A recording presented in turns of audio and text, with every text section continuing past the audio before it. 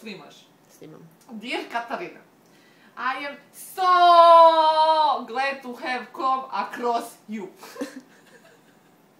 You may be the only person in the world that can make me grin from ear to ear. I love it. I love it when I can start my day by greeting you. Ugasim se monitor, čekaj.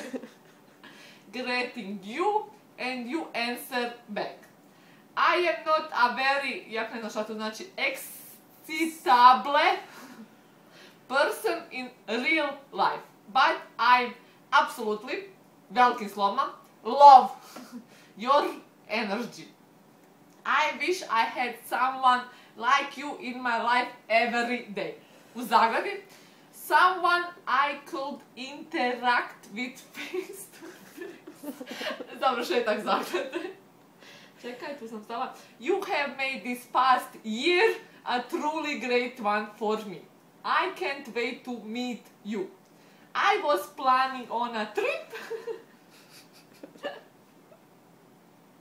to see you on my 30th birthday next year. But I might make it sooner. Slušaj sad ovo. You are a beautiful woman, Katarina. Znam, hvala. Both inside and out. And I really mean that.